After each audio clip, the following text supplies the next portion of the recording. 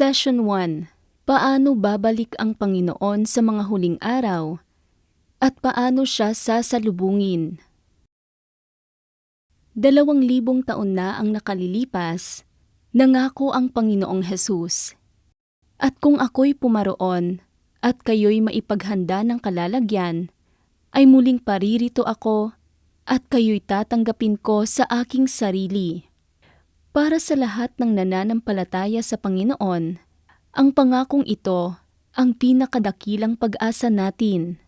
Kung sasalubungin natin ang Panginoon sa ating buhay, ito ang magiging pinakamalaking pagpapala at makakapasok tayo sa kaharian ng langit. Ngunit kung hindi natin sasalubungin ang Panginoon, ito ang magiging pinakamalaking pagsisising dadalhin natin magpasawalang hanggan. Kaya, ano ang mga palatandaan ng pagbabalik ng Panginoon sa mga huling araw? 2,000 taon na ang nakalilipas. Ipinropesiya mismo ng Panginoong Hesus.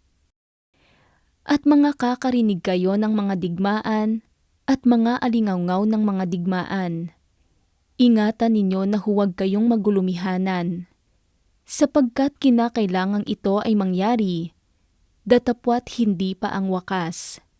Sapagkat magsisitindig ang bansa laban sa bansa, at ang kaharian laban sa kaharian, at magkakagutom, magkakaroon ng mga salot, at lilindol sa iba't ibang dako.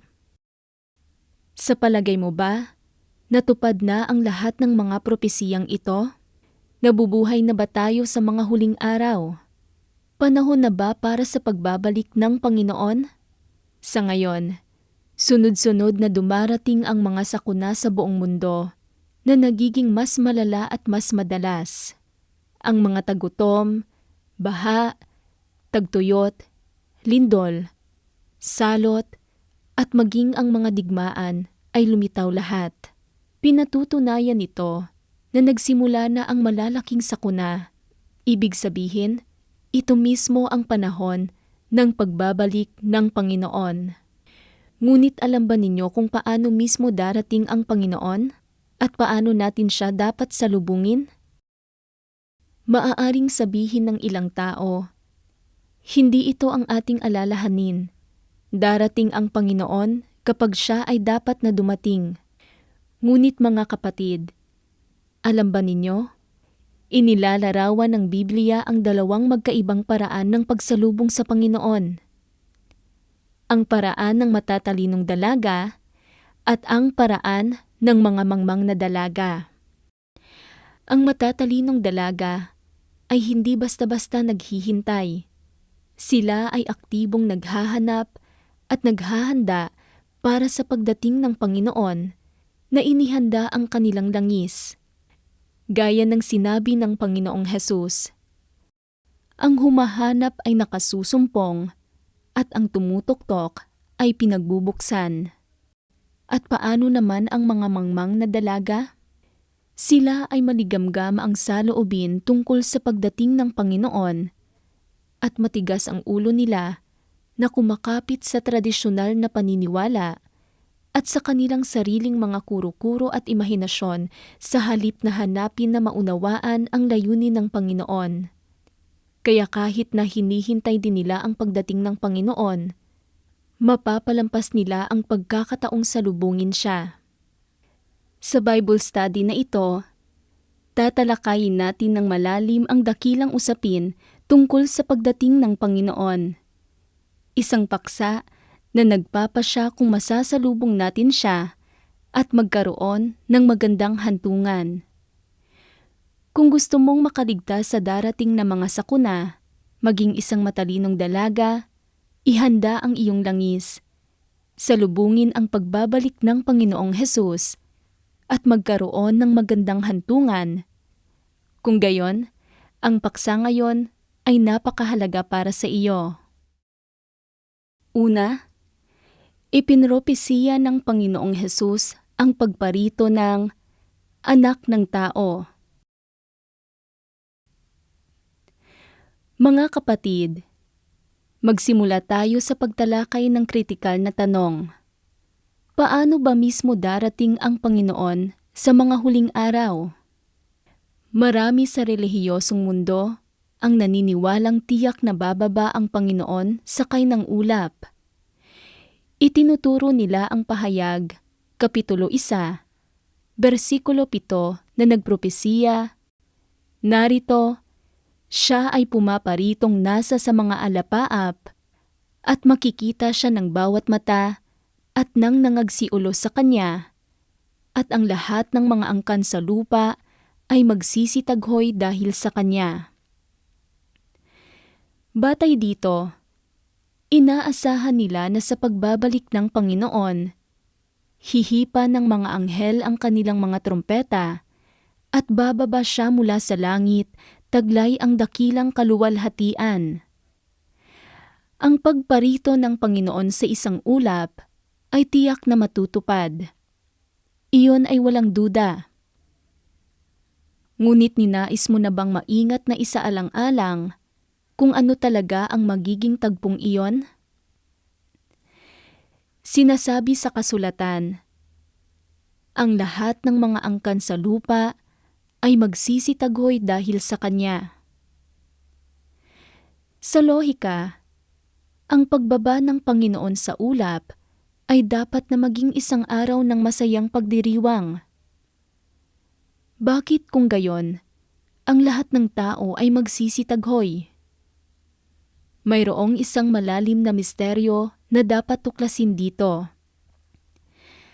Ang Biblia ay naglalaman ng maraming propesiya tungkol sa pagbabalik ng Panginoon, at ang pagbaba niya sa ulap ay hindi lamang ang tanging paraan na binanggit.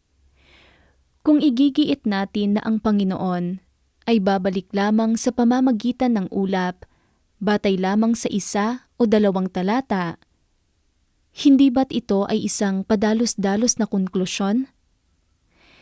Sa paggawa nito, malaki ang posibilidad na mapalampas natin ang pagkakataong salubungin ang Panginoon at maititiwalag niya.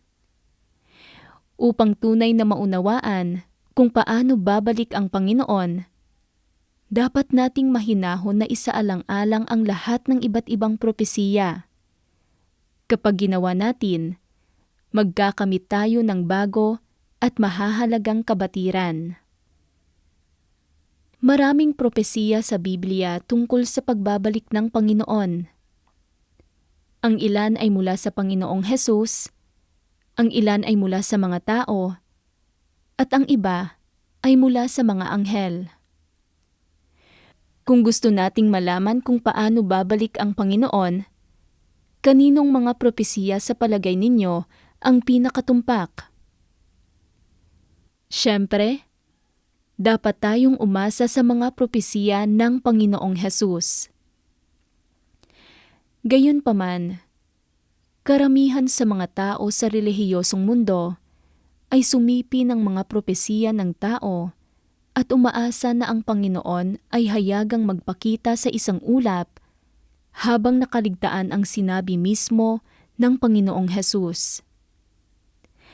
Ang pagbabalik ng Panginoon ay hindi isang simpleng usapin, ngunit naglalaman ito ng ilang misteryo na kailangang hanapin. Sinabi ng Panginoong Hesus, ngunit tungkol sa araw at oras na iyon, walang makakaalam, kahit ang mga anghel sa langit, kahit ang anak, kundi ang Ama lamang. Kung walang nakakaalam ng araw o oras na iyon, kahit na ang mga anghel, ang tanging pag-asa natin sa pagsalubong sa Panginoon ay ang umasa sa kanyang sariling mga propesiya. Doon lamang tayo magkakaroon ng pag-asa na masalubong ang Panginoon. Susunod, sabay-sabay nating tingnan ang mga propesiya mismo ng Panginoong Hesus. Sapagkat gaya ng kidlat na kumikislap sa silanganan at nagliliwanag hanggang sa kanluran, gayon din naman ang pagparito ng Anak ng Tao. sapagkat gaya ng kidlat na kumikislap buhat sa isang panig ng silong ng langit, ay nagliliwanag hanggang sa kabilang panig ng silong ng langit. Gayon din naman ang anak ng tao sa kanyang kaarawan. Datapwat kailangan muna siyang magbata ng maraming bagay at itakwil ng lahing ito. Kaya nga kayo'y magsihanda naman, sapagkat paririto ang anak ng tao sa oras na hindi ninyo iniisip. Kung paano ang mga araw ni Noe, gayon din naman ang pagparito ng anak ng tao. At pagkahating gabi ay may sumigaw, narito ang kasintahang lalaki. Magsilabas kayo upang salubungin siya. Kaya't kung hindi ka magpupuyat, ay paririyan akong gaya ng magnanakaw, at hindi mo malalaman kung anong panahon paririyan ako sa iyo. Narito, ako'y pumaparitong gaya ng magnanakaw. Narito, ako'y nakatayo sa pintuan at tumutuktok. Kung ang sino man ay duminig sa aking tinig at magbukas ng pinto, ako'y papasok sa kanya at hahapong kasalo niya at siya'y kasalo ko. Wala sa mga propesiyang ito mula sa Panginoong Hesus ang nagbanggit ng pagbaba sa isang ulap kung saan makikita siya ng bawat mata. Sa makatuwid, ang paraan ng pagdating ng Panginoon ay hindi gaya ng iniisip ng mga tao. Ang mga talatang ito ay paulit-ulit na binabanggit ang ilang mahahalagang punto. Ang pagparito ng anak ng tao, ang kanyang pagdating gaya ng magnanakaw, ang pagparito gaya ng magnanakaw, ang pangangailangang makinig sa kanyang tinig, at ang katotohanan na siya ay itatakwil ng lahing ito at iba pa. Kaya, ano nga ba mismo ang pagparito ng anak ng tao at ng pagparito gaya ng isang magnanakaw? Bakit kailangan nating salubungin ang Panginoon sa pamamagitan ng pakikinig sa kanyang tinig? At bakit siya itatakwil ng lahing ito? May malaking misteryo at katotohanan na dapat tuklasin dito. Mga kapatid, isaalang-alang muna natin ang isang tanong. Lahat ng mga propesiyang ito ay binabanggit ang pagparito ng anak ng tao. Ano ang tinutukoy ng terminong anak ng tao? A. Ang espiritual na katawan ng Diyos na hindi nakikita at supernatural. B. Ang isa na ipinanganak ng isang tao na may normal na hitsura ng tao at normal na proseso ng paglaki. C. Hindi ako sigurado. Ang tamang sagot ay B. Ang anak ng tao ay tumutukoy sa isa na ipinanganak ng isang tao na may normal na hitsura ng tao at normal na proseso ng paglaki. Tama ba ang sagot mo? Ang anak ng tao ay tumutukoy sa isang taong ipinanganak ng isang tao, nagtataglay ng normal na pagkatao, at may normal na proseso ng paglaki. Ang isang espiritu ay hindi matatawag na anak ng tao. Kung paanong ang Diyos na si Jehovah ay espiritu, walang anyo at imahe, kaya hindi siya kailanman tinawag na anak ng tao. Ang ilang mga tao ay nakakita ng mga anghel. Ang mga anghel ay mga espiritual na katawan at hindi rin matatawag na anak ng tao. Ang terminong anak ng tao ay tumutukoy sa Diyos na nagkatawang tao, ang pagkakatawang tao. Ang anak ng tao at isang espiritual na katawan ay eksaktong kabaligtaran. Ang anak ng tao ay ipinanganak sa karaniwang mga tao at nagpapakita bilang isang ordinaryong tao. Isipin ang Panginoong Hesus. Mukha siyang isang karaniwang tao at namuhay tulad ng isang normal, ordinaryong tao. Siya ay kumakain, natutulog, at mayroong parehong mga pangangailangan gaya ng isang normal na tao.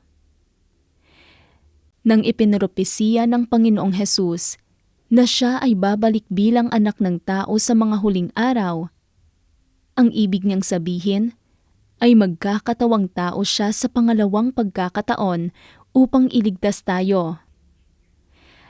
Ang Diyos na nagkatawang tao ay nangangahulugan na ang Diyos sa langit ay nagsuot sa katawang tao upang maging tao. Siya ay may normal na katawang laman, normal na pagkatao, nakikita, nahahawakan, at totoo. Siya ay talagang nabubuhay sa gitna ng mga tao sa lupa. Sa madaling salita, ito ay ang diwa ng Diyos na nagkatawang tao, nagiging tao. Kaya nga, nang sinabi ng Panginoong Hesus na ang pagparito ng anak ng tao, tinutukoy niya ang pagbabalik ng Diyos sa mga huling araw sa pamamagitan ng pagkakatawang tao sa pangalawang pagkakataon. Sapagkat gaya ng kidlat na kumikislap buhat sa isang panig ng silong ng langit, ay nagliliwanag hanggang sa kabilang panig ng silong ng langit. Gayon din naman ang anak ng tao sa kanyang kaarawan. Datapwat kailangan muna siyang magbata ng maraming bagay at itakwil ng lahing ito. Ang talatang, kailangan muna siyang magbata ng maraming bagay at itakwil ng lahing ito, ay karagdagang katibayan na ang Panginoon ay babalik sa katawang tao. Tanging kung ang Diyos ay darating sa gitna ng mga tao sa katawang tao, siya ay lalabanan at kokondinahin. Tanging sa gayon siya maaaring magdusa at itakwil ng lahing ito.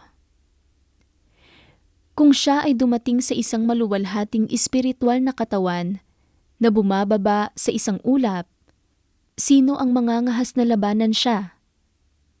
Kung magkagayon, ay wala nang pag-uusapan tungkol sa pagdurusa ng maraming bagay, lalo na ang pagtanggi muli ng lahing ito. Sa makatuwid, ang pagbabalik ng Panginoong Hesus ay tiyak na sa katawang tao. Walang anumang duda rito. Maaaring itanong ng ilan, kung darating siya sa katawang tao, bakit hindi na lang sinabi sa propesiya na sa katawang tao? Bakit sinasabi nito na ang anak ng tao? Ito ang likas na katangian ng propesiya. Lahat ng mga propesiya ay may nakatagong kahulugan. Kung tuwirang sinasabi ang pagdating sa katawang tao, kung gayon, hindi na ito isang propesiya, ngunit hayagang pananalita. Ngunit yaong may pagkaunawa, yaong nagninilay sa kahulugan ng anak ng tao, ay magkakamit ng kabatiran at matatanto na ang ibig sabihin nito ay ang pagkakatawang tao ng Diyos. Maaaring ito ang unang pagkakataon na narinig mo ito. Ngunit huwag tayong padalos-dalos sa konklusyon. Kung patuloy kang makikinig ng may mapagpakumbabang puso, matutuklasan mo ang higit pang katibayan ng pagbabalik ng Diyos sa katawang tao.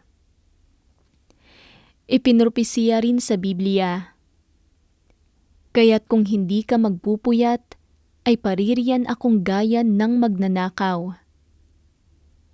Narito, ako'y pumaparitong gaya ng magnanakaw." Kaya, ano ang ibig sabihin ng pagparito ng Panginoon gaya ng magnanakaw? At paano ito natutupad? Ang pagparito gaya ng magnanakaw ay malinaw na isang talinghaga. Inilalarawan nito ang paraan ng pagbabalik ng Panginoon. Palihim, tahimik, hindi kinikilala ng mga tao, hindi lantad, at nang walang pagtatanghal na magpapakilala sa kanyang pagdating sa lahat. Ito ang tunay na kahulugan ng palihim na pagdating gaya ng magnanakaw. Makikita siya ng mga tao, ngunit hindi makikilala na siya ay Diyos.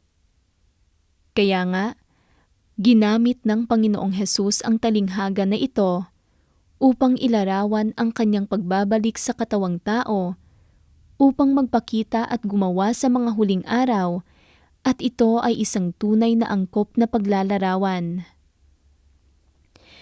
Katulad na lamang noong unang nagpakita ang Panginoong Hesus. Sa panlabas, siya ay isang ordinaryong tao.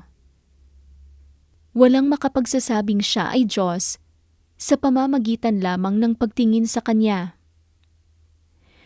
Kung nakikilala siya ng mga tao bilang Mesiyas sa pamamagitan ng kanyang hitsura, hindi sana nila siya ipinako sa krus. Ipinapakita nito na hindi makikilala ng mga tao ang Diyos sa katawang tao batay sa kanyang panlabas na anyo. Mayroong higit pang mga halimbawa sa Biblia. Nang humingi si Jesus ng tubig sa Samaritanang babae sa balon, inakala niyang nakikipag-usap lang siya sa isang estranghero. Gayon din, nang ipinagkanulo ni Judas ang Panginoong Hesus, kinailangang halikan ni Judas si Jesus sa pisngi para makilala siya ng mga sundalong Romano, dahil ang Jesus na nagkatawang tao ay mukhang isang karaniwang tao. Sa panlabas, siya ay isang karaniwang tao, kaya hindi siya nakilala ng mga tao batay sa hitsura lang, katulad ng hindi natin pagkakilala sa isang magnanakaw sa pamamagitan ng pagtingin sa kanyang panlabas na anyo. Sa makatuwid, ang propesiya ng Panginoong Hesus, "Ako'y pumaparitong gaya ng magnanakaw." Ang tinutukoy niya ay ang mismong pagbabalik niya sa katawang tao sa ikalawang pagkakataon. Ikalawa, ang Panginoon ay unang darating ng palihim sa katawang tao, at pagkatapos ay hayagan na magpapakita sa isang ulap. Mula sa mga mismong propesiya ng Panginoong Hesus, nauunawaan natin na siya'y muling babalik sa katawang tao at magpapakita at gagawa bilang anak ng tao. Ito ay isang katotohanang hindi maitatanggi ng sinuman. Pero may isang tanong na itinatanong. Bakit sinasabi sa Pahayag, Kapitulo 1, Bersikulo 7, narito, siya ay pumaparitong nasa sa mga alapaap, at makikita siya ng bawat mata, at nang nangagsiulo sa kanya, at ang lahat ng mga angkan sa lupa ay magsisitaghoy dahil sa kanya. Ang talatang ito ay malinaw na tumutukoy sa Panginoon na bumababa sa isang ulap. Gayunpaman, ang banal na kasulatan na sinuri lang natin ay nagsasaad tungkol sa kanyang pagparito sa katawang tao. Maaaring tila magkasalungat, Ngunit sa katunayan, walang pagkakasalungatan dito. Ang lahat ng mga propesiya ng Diyos ay matutupad, ngunit ang mga ito ay natutupad sa mga hakbang. Parehong ang pagparito ng anak ng tao at pagbaba sa isang ulap ay matutupad, ngunit may pagkakasunod-sunod sa mga ito. Sa pagbabalik ng Panginoon, siya ay unang darating ng palihim sa katawang tao upang gumawa at magsalita, at pagkatapos, siya ay hayagan na bababa sa isang ulap. Ang pagbabalik ng Panginoon ay nahahati sa dalawang yugto: palihim na pagdating at hayagang pagpapakita. Una, ang Panginoon ay paparitong gaya ng isang magnanakaw. Ibig sabihin, palihim na darating ang Diyos sa katawang tao upang ipahayag ang katotohanan at gawin ang kanyang gawaing paghatol sa mga huling araw. Ang pangunahing layunin ay ang gawing perpekto ang isang grupo ng mananagumpay na tumutupad sa propesiya, ang pasimula ng paghuhukom sa bahay ng Diyos. Kapag ang Diyos ay palihim na nagbabalik sa katawang tao, ito ang nagsisilbing simula ng kanyang gawain ng paghatol sa mga huling araw, at ganito ito nagaganap. Una, isinasagawa niya ang gawain ng paghatol simula sa sambahayan ng Diyos. Dinadalisay at inililigtas ng Diyos ang mga nakikinig sa kanyang tinig at dinadala sa harap niya. Ginagawa silang mga mananagumpay. Pagkatapos ay babalik ang Diyos sa Zion. Ang malalaking sakuna ay magsisimulang bumagsak at gagamitin ng Diyos ang mga ito upang parusahan at wasakin ang lumang mundong ito.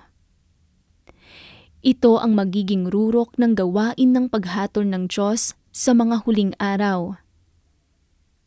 Sa wakas, pagkatapos ng mga dakilang sakuna, ang Diyos ay bababa sa isang ulap at hayagang magpapakita sa lahat. Sa puntong iyon, ang gawain ng paghatol ay ganap nang matatapos at ang kaharian ng Diyos ay lilitaw sa lupa. Kaya, upang ibuod ang dalawang hakbang, bago ang mga sakuna, palihim na nagbabalik ang Panginoon sa katawang tao upang ipahayag ang katotohanan at gawin ang gawain ng paghatol. Pagkatapos ng mga sakuna, hayagang bababa siya sa espiritual na katawan sa ulap upang gantimpalaan ang mabubuti at parusahan ang masasama. Ang parehong mga pangyayaring ito ay ipinropesiya ng Panginoon. Ang langit at ang lupa ay lilipas, ngunit ang mga salita ng Diyos ay hindi lilipas. Ngunit, may pagkakaiba ba ang pagsalubong sa Panginoon sa katawang tao at paghihintay na makita siyang bumaba sa ulap? Kung tatanggapin lamang natin ang Panginoon kapag siya'y hayagang bumaba sa isang ulap at tinanggihan ang kanyang pagbabalik sa katawang tao, ano ang mga kahihinatnan? Para maunawaan ito, kailangan nating malaman ang gawain na gagawin ng Panginoon pagdating niya sa katawang tao. Bago ang mga sakuna, palihim na dumarating ang Panginoon sa katawang tao upang gumawa ng isang grupo ng mga mananagumpay. Sa oras na makikita natin ang Panginoon na bumababa sa isang ulap kasama ang milyon-milyong anghel, ang gawaing iyon ay matatapos na. Hayagang magpapakita ang Panginoon sa ulap kapag malapit nang matapos ang mga sakuna. Kung maghihintay tayo hanggang sa puntong iyon, maititiwalag na tayo at maiwawala ang pagkakataon na maging mga mananagumpay.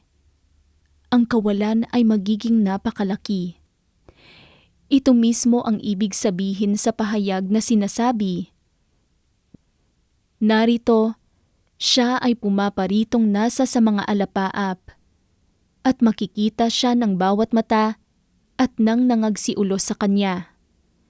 At ang lahat ng mga angkan sa lupa ay magsisitaghoy dahil sa kanya. Sa makatuwid, ito ay parehong paraan ng pagsalubong sa Panginoon. Maging ito man ay pagsalubong sa Panginoon sa katawang tao bago ang mga sakuna, o ang kanyang hayagang pagpapakita sa espiritual na katawan pagkatapos ng mga sakuna, ang kahihinatnan at kinalabasan ay lubhang naiiba. Mga kapatid, isaalang-alang natin ang tanong na ito. Aling paraan ng pagsalubong sa Panginoon magkakamit tayo ng pinakamalaking pakinabang? A. Hintayin ang pagdating ng Panginoon sa ulap. B. Salubungin ang Panginoon kapag siya ay bumalik ng palihim sa katawang tao sa ikalawang pagkakataon. C. Hindi ako sigurado. Ang tamang sagot ay B. Salubungin ang Panginoon kapag siya ay bumalik ng palihim sa katawang tao sa ikalawang pagkakataon. Kung hihintayin natin ang Panginoon na bumaba sa isang ulap pagkatapos ng mga sakuna, mapapalampas natin ang pagliligtas ng Diyos sa mga huling araw at maiiwan tayong umiiyak at magngangalit ang ating mga ngipin.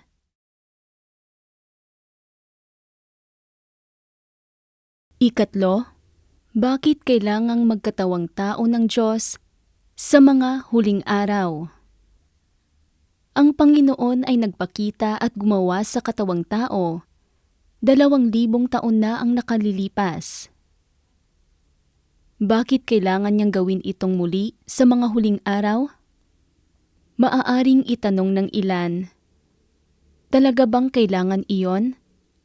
Hindi ba maaaring gawin ng Diyos ang gawain sa Espiritu, gaya ng ginawa ng Diyos na si Jehovah sa nakaraan?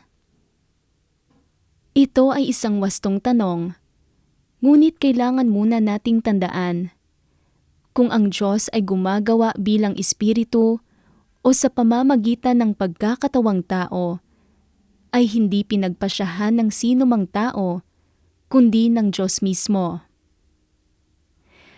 Ang paraan na pinipili ng Diyos ay tinutukoy ng mga pangangailangan ng kanyang gawain at ng mga pangangailangan ng tiwaling sangkatauhan. Palaging pinipili ng Diyos ang paraan na pinakamabisa para sa kanyang gawain at pinakakapaki-pakinabang para sa pagliligtas ng sangkatauhan.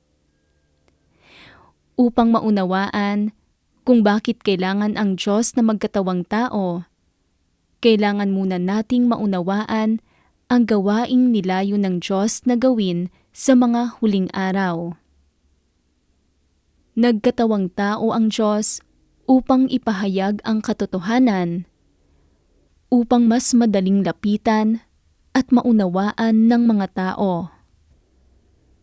Ang Panginoong Hesus mismo ay nagpropesiya, mayroon pa akong maraming bagay na sa inyo ay sasabihin, ngunit ngayon ay hindi ninyo mga titiis. Gayunman ay kung siya, ang Espiritu ng katotohanan ay dumating, ay papatnubayan niya kayo sa buong katotohanan. Sapagkat ang Ama'y hindi humahatol sa kanino mang tao, kundi ipinagkaloob niya sa Anak ang buong paghatol. At binigyan siya ng awtoridad na humatol, sapagkat siya'y anak ng tao. At kung ang sino mang tao'y nakikinig sa aking mga pananalita at hindi sumasampalataya, ay hindi ko siya hinahatulan. Sapagkat hindi ako naparito upang humatol sa sanlibutan, kundi upang iligtas ang sanlibutan. Siya na nagtatakwil sa akin at hindi tumatanggap sa aking mga salita, ay mayroong isang hahatol sa kanya. Ang salitang aking sinalita ay siyang sa kanya'y hahatol sa huling araw. Nang sabihin ng Panginoong Hesus, mayroon pa akong maraming bagay na sa inyo ay sasabihin, ngunit ngayon ay hindi ninyo mga titiis. Nangangahulugan ito na ang Panginoon ay mayroong maraming bagay na nais niyang sabihin sa atin, ngunit ang sangkatauhan noong panahong iyon ay hindi makayanan ang mga ito. Sa makatuwid, inilaan ng Panginoong Hesus ang mga salitang ito para sa mga huling araw. Binanggit din sa banal na kasulatan na gagamitin ng Panginoon ang kanyang mga salita para hatulan ang mga tao sa mga huling araw. Nangangahulugan ito na ang Panginoon ay maghahayag ng katotohanan upang hatulan, dalisayin at iligtas ang isang grupo ng mga tao na gawin silang mga mananagumpay. Mga kapatid, isaalang-alang natin ito. Kung ang Panginoon ay babalik upang ipahayag ang katotohanan at humatol, aling paraan ang magpapadali para sa atin na makalapit sa Kanya at maunawaan ang Kanyang mga salita? A. Ang Diyos ay nagkatawang tao na may imahe ng tao, nagsasalita ng wika ng tao. B. Ang Diyos ay direktang nagsasalita sa atin mula sa langit bilang isang espiritu. C. Hindi ko alam. Ang tamang sagot ay A. Ang Diyos ay nagkatawang tao na may imahe ng tao, nagsasalita ng wika ng tao. Bakit hindi praktikal na gawin ng Espiritu ng direkta ang gawaing ito? Bakit kailangang magkatawang tao ang Diyos sa mga huling araw? Isaalang-alang ito. Kung ang Espiritu ng Diyos ay direktang nakipag-usap sa tao, makakaya ba talaga ito ng tao? Alalahanin ang halimbawang ito mula sa lumang tipan. At nakita ng lahat ng tao ang kulog, at ang kidlat, at ang tunog ng trumpeta, at ang bundok na umuusok. At nang makita ng mga tao, ay umatras sila, at tumayo sa malayo. At sinabi nila kay Moises, "Magsalita ka sa amin, at aming didinggin. Datapwat huwag magsalita ang Diyos sa amin, baka kami ay mamatay." Noong nagpakita si Jehovah bilang espiritu sa bundok ng Sinai, natakot ang mga tao. Sinabi ng mga Israelita kay Moises, "Humayo ka, makipag-usap sa Diyos. Papasakop kami sa anumang isa sa ayos ng Diyos, ngunit hindi kami mangangahas na makita ang mukha ng Diyos." Kapag nagsasalita ang Espiritu, ito ay parang kulog mula sa langit. Hindi ba matatakot ang mga tao? Maglalakas loob ba silang lumapit sa Espiritu? At kung ang mga tao ay hindi makalapit, paano makikipag-ugnayan ang Diyos sa kanila? Makakapagtutustos sa kanila at pangungunahan sila. Sa kabaligtaran, ang Diyos na nagkatawang tao ay maaaring gumamit ng wika ng tao upang ipahayag ang katotohanan na nagpapahintulot sa mga tao na maunawaan ang mga layunin ng Diyos. Noong gumagawa ang Panginoong Hesus, dahil siya ay nasa katawang tao, maaari siyang magkaroon ng tunay na pakikipag-ugnayan sa mga tao makipag-usap sa kanila ng harapan, at ibahagi ang katotohanan anumang oras, kadalasang gumagamit ng mga simpleng talinghaga mula sa pang-araw-araw na buhay. Gaya ng talinghaga ng lambat at ng talinghaga ng lebadura. Ang mga nagmamahal sa katotohanan ay madaling maunawaan at maisagawa ito. Ipinapakita nito na ang pagkakatawang tao ng Diyos ay ang pinakamahusay na paraan upang akayin ang mga tao sa katotohanan at tungo sa kaligtasan. Para mas maging malinaw pa ito, basahin natin ang ilan pang mga sipi ng mga salita. Ang pagliligtas ng Diyos sa tao ay hindi direktang ginagawa gamit ang pamamaraan ng Espiritu at pagkakakilanlan ng Espiritu, sapagkat ang kanyang Espiritu ay hindi maaaring mahawakan o makita ng tao at hindi siya maaaring malapitan ng tao. Kung sinubukan niyang direktang iligtas ang tao sa perspektiba ng Espiritu, hindi makakamit ng tao ang kanyang pagliligtas. Kung hindi isinuot ng Diyos ang panlabas na anyo ng isang nilikhang tao, hindi magkakaroon ang tao ng paraan na makamit ang kaligtasang ito.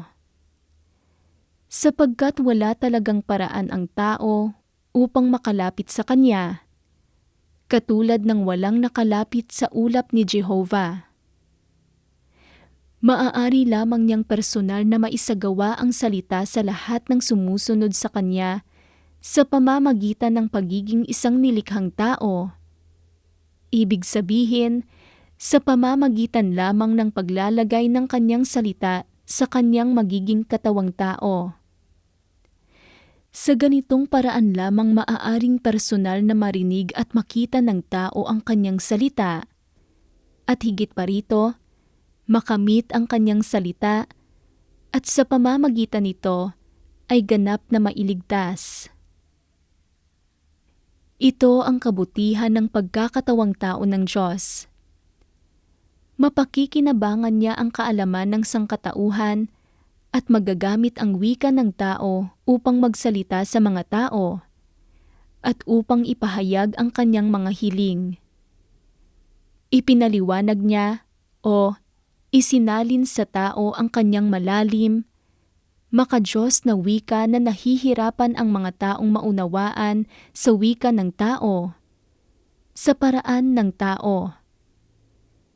Nakatulong ito sa mga tao na maunawaan ang kanyang mga layunin at malaman kung ano ang nais niyang gawin. Nagagawa rin niyang makipag-usap sa mga tao mula sa pananaw ng tao, gamit ang wika ng tao, at magbigay alam sa mga tao sa paraang nauunawaan nila. Nagagawa pa nga niyang magsalita at gumawa gamit ang wika at kaalaman ng tao nang maaaring maramdaman ng mga tao ang kagandahang loob at pagiging malapit ng Diyos nang maaaring makita nila ang kanyang puso. Napakalinaw ng mga salitang ito. Ang pagkakatawang tao ng Diyos upang gumawa at magsalita ay napakamakabuluhan. Ginagawa niya ito dahil sa pangangailangan ng tiwaling sangkatauhan. Habang ang Espiritu ng Diyos ay nagpapakita at nagsasalita sa kapanahunan ng kautusan, ito ay paminsan-minsan lamang at ang mga salita ay kakaunti. Ang Panginoong Hesus ay nagpropesiya, "Mayroon pa akong maraming bagay na sa inyo ay sasabihin, ngunit ngayon ay hindi ninyo mga titiis." Gayunman ay kung siya, ang Espiritu ng katotohanan ay dumating, ay papatnubayan niya kayo sa buong katotohanan.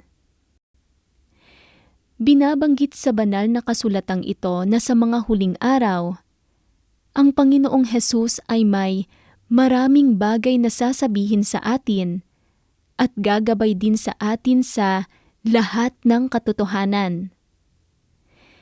Sinasabi nito sa atin na upang maisakatuparan ang gawain ng paghatol sa mga huling araw, ang Diyos ay kailangang magpahayag ng maraming katotohanan at magsalita ng napakaraming salita upang iligtas ang sangkatauhan. Sa makatuwid, ang Espiritu na nagsasalita at direktang gumagawa ay hindi angkop para sa gawain sa mga huling araw. Sa pamamagitan lamang ng pagkakatawang tao, maaaring mamuhay ang Diyos kasama ng mga tao na ginagawang mas madali para sa mga tao na madama na siya ay madaling lapitan at madaling maunawaan. Ito ay nagpapahintulot sa mga tao na mas maunawaan ang katotohanan. Kasabay nito, inilalantad nito ang mga kuro-kuro, imahinasyon at tiwaling disposisyon ng mga tao. Ito ay nagpapahintulot sa Diyos na magsalita ng katotohanan ayon sa tiwaling diwa ng tao, linisin ang makasalanang kalikasan ng tao, at sa huli ay iligtas ang tao mula sa kapangyarihan ni Satanas. Para sa atin na isinilang sa mga huling araw, ang salubungin ang pagbabalik ng Panginoon sa katawang tao ay ang pinakamalaking pagpapala. Ang Diyos sa katawang tao ay naghihiwalay sa mabubuti mula sa masasama. Pinagbubukod-bukod ang bawat isa ayon sa kanilang uri.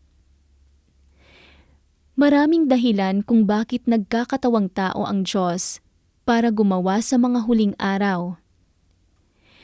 Dumating siya upang ipahayag ang kanyang mga salita, upang hatulan, dalisayin, at iligtas ang mga tao.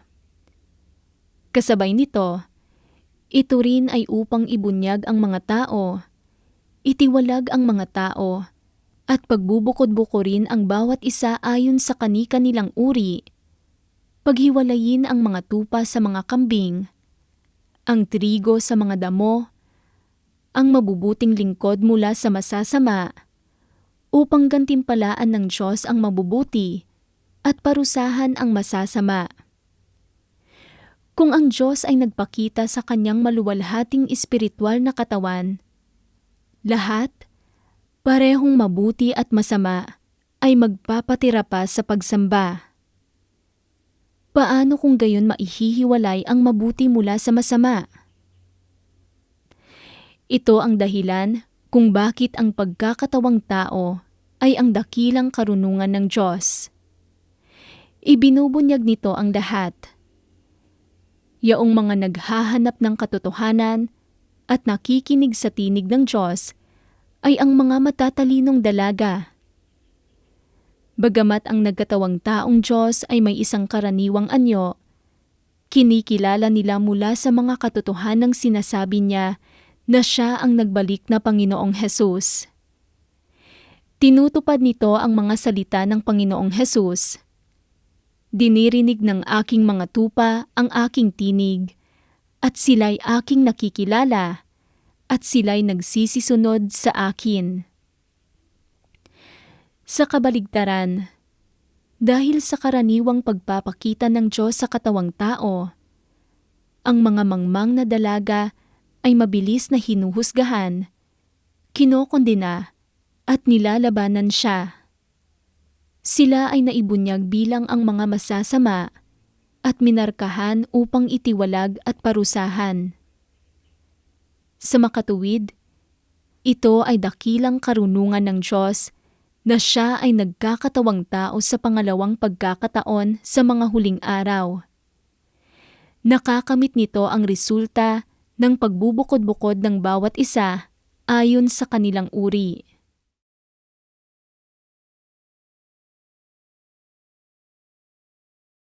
Ika-4, paano sasalubungin ang anak ng tao? Sa pamamagitan ng pakikinig sa tinig ng Diyos. Sa pagbabalik ng Diyos sa mga huling araw, ito ay bilang anak ng tao upang gawin ang gawain ng paghatol sa mga tao. Kaya, kung siya ay isang karaniwan at normal na anak ng tao, at ang kanyang pagka-Diyos ay hindi makikita sa kanyang panlabas na anyo, paano natin siya sasalubungin? Mahahanap natin ang ilang landas sa pamamagitan ng pagsusuri sa ilang banal na kasulatan ng sama-sama. Dinirinig ng aking mga tupa ang aking tinig, at sila'y aking nakikilala, at sila'y nagsisisunod sa akin.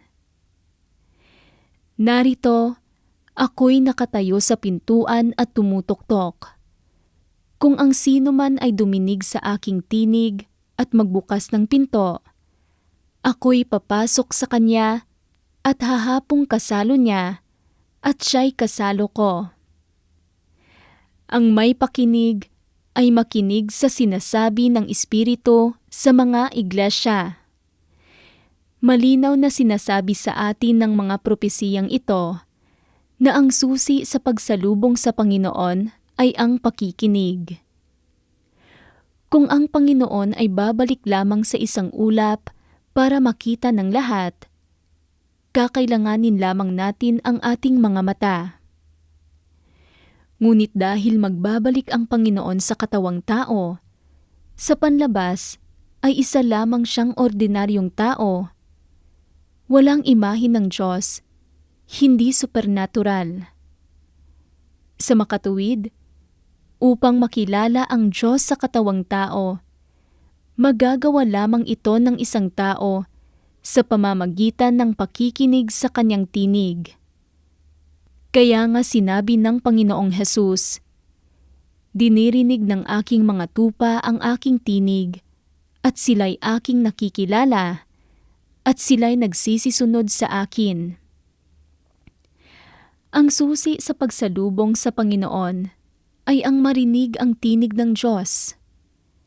Sa ganitong paraan lamang maaaring salubungin ng isang tao ang Panginoon. Ang tinig na ito ay tumutukoy sa maraming katotohanang ipapahayag ng Panginoon sa kanyang pagbabalik, mga katotohanang hindi pa naririnig ng mga tao. Naririnig ng matatalinong dalaga ang mga salita ng anak ng tao. Kinikilala ang mga ito bilang katotohanan at bilang tinig ng Diyos, at masayang sinasalubong ang Panginoon. Alam nila na si Kristo lamang ang katotohanan, ang daan at ang buhay. Ngunit kung naririnig ng mga tao ang mga salitang ito at walang pakialam, o tumanggi na tanggapin ang mga ito, sila ang mga mangmang na dalaga na aabandonahin ng Panginoon at mahuhulog sa malalaking sakuna kung saan iiyak at magngangalit ang kanilang mga ngipin. Sinabi ng Panginoong Hesus, "At pagkahating gabi ay may sumigaw, 'Narito ang kasintahang lalaki. Magsilabas kayo upang salubungin siya.'" Sinasabi nito sa atin na sa sandaling marinig natin ang isang tao na nagpatotoo na nagpakita ang Diyos at nagpahayag ng maraming katotohanan, dapat nating hanapin kaagad kung ang mga salitang ito ay mga salita ng Diyos. Kung oo, dapat nating tanggapin at magpasakop dahil naririnig ng mga tupa ng Diyos ang tinig ng Diyos. Kapag naririnig ng mga tupa ng Diyos ang mga salita ng Diyos, nararamdaman nila na ito ang katotohanan, na ito ay may awtoridad at kapangyarihan, at nararamdaman nila na ang mga salitang ito ay malalim, mahiwaga, at hindi isang bagay na maaaring ipahayag ng tao. Sa gayon, malalaman nila mula sa kanilang mga puso na ang mga salitang ito ay mga pagbigkas ng banal na Espiritu, ang tinig ng Diyos. Ganito naririnig ng matatalinong dalaga ang tinig ng Diyos at sinasalubong nila ang Panginoon. Mga kapatid, isaalang-alang natin ngayon ang isang tanong at tingnan kung ano ang nakamit ng bawat isa ngayon. Sa anong paraan babalik ang Diyos sa mga huling araw? A. Darating sa isang ulap sapagkat siya ay nagbalik na sa katawang tao 2,000 taon na ang nakalilipas. B.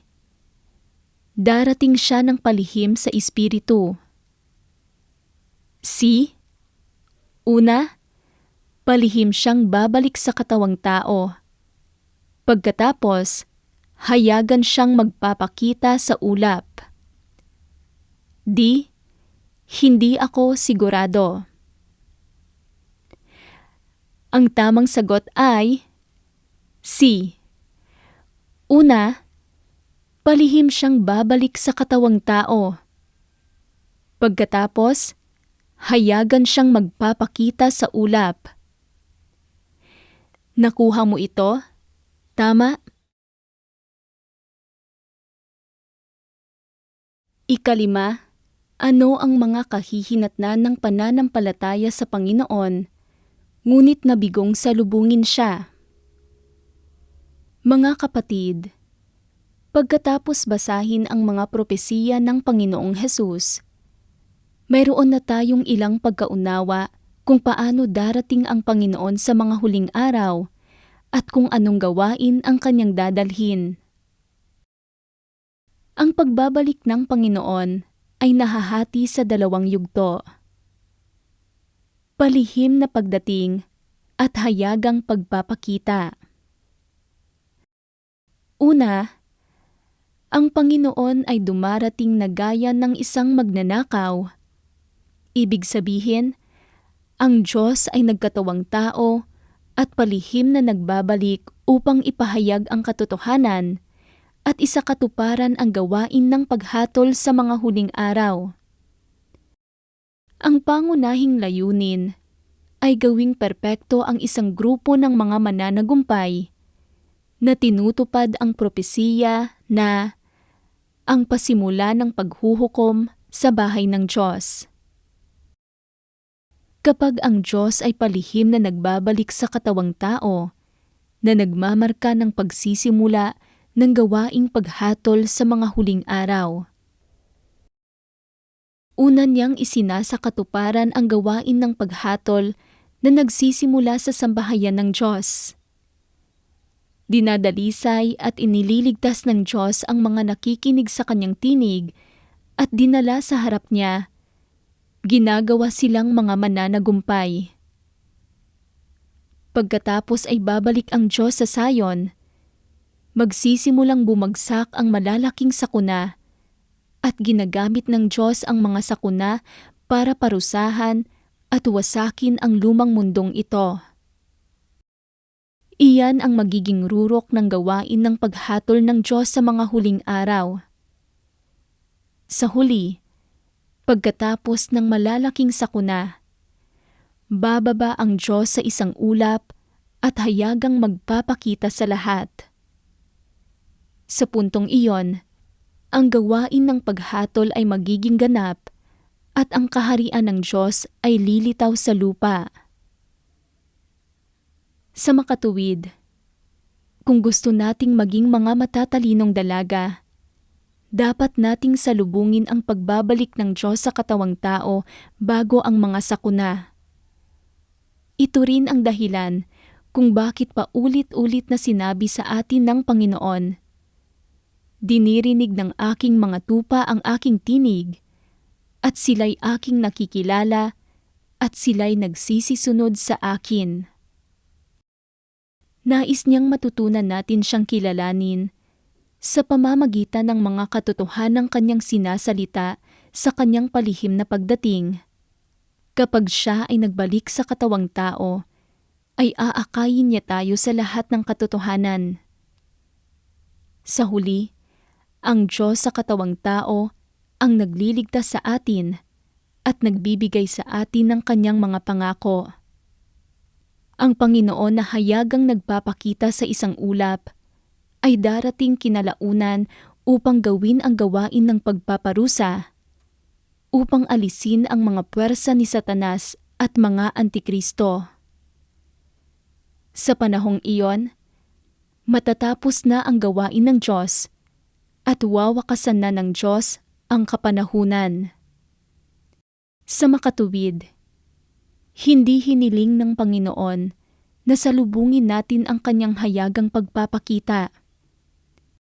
Hiniling ng Panginoon na magmasid at maghintay para salubungin ang kanyang palihim na pagdating. Kung gusto pa rin nating maghintay sa pagdating ng Panginoon sa isang ulap, hindi tayo makakatanggap ng mga pagpapala, bagkus ay sakuna. Ang ating wakas ay magiging katulad ng kay Tomas. Gaya ng sinabi ng Panginoong Hesus kay Tomas, "Sapagkat ako ay nakita mo, ay sumampalataya ka. Mapapalad yaong hindi nangakakita at gayunman ay nagsisampalataya." Sa makatuwid, kung sasalubungin natin ang pagbabalik ng Panginoon, pagkarinig natin sa kanyang tinig bago natin makita ang Panginoon na pumaparito sa isang ulap, kung gayon, tayo ay pinagpala at gagawing mga mananagumpay at ang pinakapinagpala. Panghuli, basahin natin ang isa pang sipi ng mga salita para mas malinaw na maunawaan. Maraming tao ang maaaring walang pakialam sa sinasabi ko. Ngunit nais ko pa ring sabihin sa bawat tinatawag na banal na sumusunod kay Jesus na kapag nakita ng sarili ninyong mga mata si Jesus na bumababa mula sa langit sakay ng puting ulap, ito ang magiging pagpapakita sa publiko ng araw ng katuwiran. Marahil ay magiging panahon iyon ng matinding katuwaan sa iyo. Subalit dapat mong malaman na ang sandali na nasasaksihan mong bumababa si Jesus mula sa langit ay ang sandali rin ng pagbaba mo sa impyerno para maparusahan. Iyon ang magiging panahon ng pagwawakas ng plano ng pamamahala ng Diyos at iyon din ang panahon kung kailan ginagantimpalaan ng Diyos ang mabubuti at pinarurusahan ang masasama. Sapagkat magwawakas na ang paghatol ng Diyos bago pa makakita ng mga tanda ang tao, kung kailan mayroon lamang pagpapahayag ng katotohanan. Yaong mga tumatanggap sa katotohanan at hindi naghahanap ng mga tanda, at sa gayon ay napadalisay na, ay nadala na sa harap ng luklukan ng Diyos at nakapasok na sa yakap ng lumikha. Yaon lamang mga nagpupumilit sa paniniwala na ang Jesus na hindi nakasakay sa puting ulap ay isang huwad na Kristo, ang sasailalim sa walang hanggang kaparusahan, sapagkat naniniwala lamang sila sa Jesus na nagpapakita ng mga tanda, ngunit hindi kinikilala ang Jesus na nagpapahayag ng matinding paghatol at nagpapalabas ng buhay at ng tunay na daan. Kaya nga maaari lamang naharapin nila si Jesus kapag hayagan siyang nagbabalik sakay ng puting ulap. Masyado silang sutil, masyadong tiwala sa kanilang sarili, masyadong mapagbataas. Paano gagantimpalaan ni Jesus ang mga gayong imoral? Ang pagbabalik ni Jesus ay isang dakilang kaligtasan para sa mga may kakayahang tanggapin ang katotohanan. Ngunit para sa mga hindi nagagawang tanggapin ang katotohanan, ito ay isang tanda ng pagkondena. Dapat ninyong piliin ang sarili ninyong landas at hindi ninyo dapat lapastanganin ang banal na espiritu at tanggihan ang katotohanan. Hindi kayo dapat maging mangmang at mapagmataas na tao, kundi isang nagpapasakop sa patnubay ng banal na espiritu at nauuhaw at naghahanap sa katotohanan. Sa ganitong paraan lamang kayo makikinabang. Mula sa siping ito, makikita natin na kapag bumalik ang Diyos sa katawang tao sa pangalawang pagkakataon sa mga huling araw, kung hindi siya tatanggapin ng mga tao at hindi tinatanggap ang mga katotohanang ipinahayag niya, ngunit hihintayin lamang ang pagdating ng Panginoong Hesus sa isang ulap, kung gayon, hindi nila kailanman masasalubong ang Panginoon at haharapin ang kaparusahan at pagkawasak sa mga sakuna. Sa mga huling araw, tanging ang Diyos sa katawang tao ang makapagpapahayag ng katotohanan upang hatulan, dalisayin at iligtas ang tao. Kung ang mga tao ay puno ng mga kuro-kuro at tinatanggihan at kinokondena siya, kung gayon, sila ay mga kaaway ng Diyos at nakagawa ng isang karumal-dumal na kasalanan.